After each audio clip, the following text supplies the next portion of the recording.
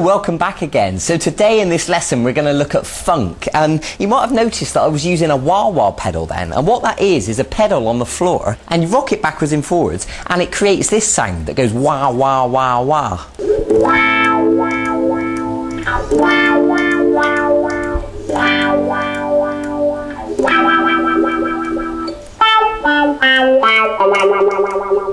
Now you don't need a wah-wah pedal to play funky stuff. You can do it with just a normal clean sound and that's fine.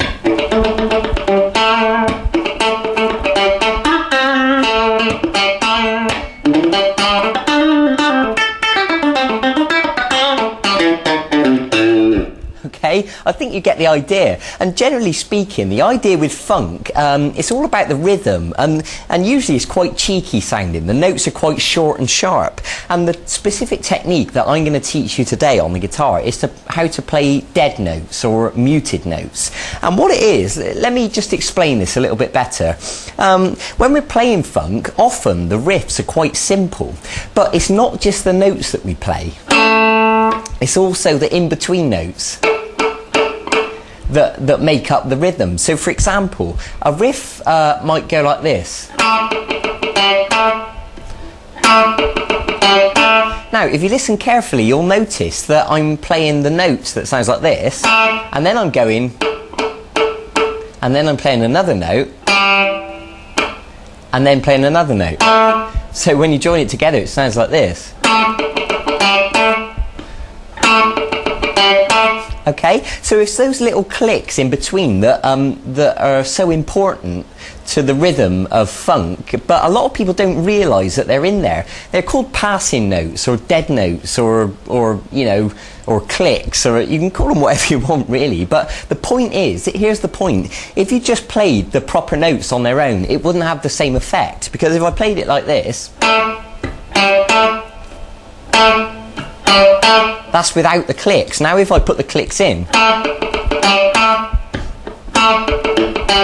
okay, I think you understand what I'm talking about. So let me explain how to do these clicks. The first note I'm going to ask you to play, I'm just going to give you a little example, a little exercise to work on so you can practice this. So the 4th string at fret 7. Now the first thing to realise is that when you hold down a note on the guitar, the note sustains for as long as you hold the note down, but as soon as you lift the pressure from the string, the note stops. And you can see the moment that I lifted my finger up. I'll do it again. Okay, now I'm not taking my finger totally away from the guitar. All I'm doing is lifting the pressure, so the finger is still touching the string, but it's not holding the note down. And the result, you know, it stops the note, it mutes it. So what you can practice doing is doing long notes, where you're just holding your finger down. Then you can do notes where you stop it each time, like this. And then if you want to practice further, you can practice doing really short, sharp notes by just holding the string down for a millisecond. And you can see I'm pressing the string down at the exact same second that I pluck the string, and then I immediately release the pressure. And I'm only holding it down for a split second, long enough to get a short note, like that, okay? So I think you understand what I'm talking about now. So the next thing I want to explain is how to do these dead notes, these clicks, these muted notes, okay? And it's quite simple, really. All I'm doing is touching the string and plucking the string, and then we get that muted dead sound. So what I suggest you do to begin practicing this is to play one note normally, and then lift the pressure, so you're just touching the string, not holding it down, and give it a pluck. And you can do it alternately, like this.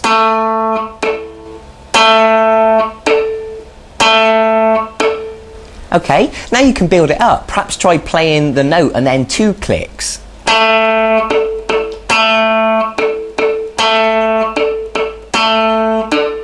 And if you want to take it one step further, what I suggest you do is use the plectrum to pluck down on the note, and then down, and then up on the second click. So if you watch my right hand carefully, you'll see me plucking down, and then down up. Okay? So what that means is, when we speed it up, it'll sound like this.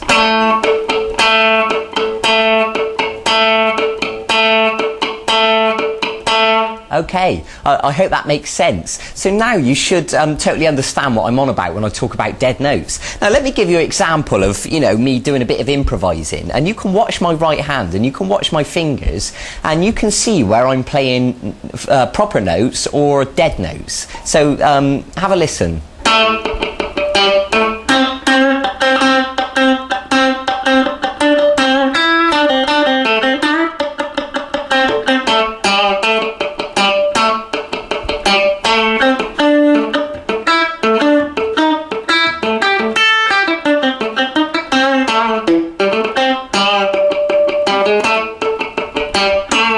Okay, I hope that was a good enough example. Now, of course, at this stage, you already know a few scales. You know the blues scale, you know the minor scale. So what you can do, if you want to take this upon yourself, to go away and practice improvising and using those scales and combining it with the technique I just showed you, that little funk rhythm, and to create a funky little improvisation like I just showed you.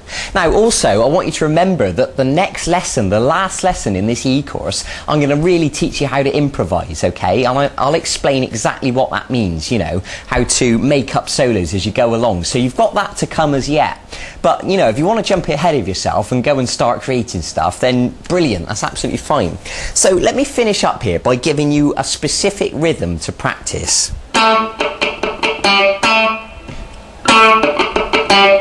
So you're going to pluck the 4th string at fret 7 once, and then you're going to play the muted note down, up, like that. That should be simple enough for you. And then you're going to play fret 5 normally, and then back to fret 7 normal. Okay, so when we join that together, we've got...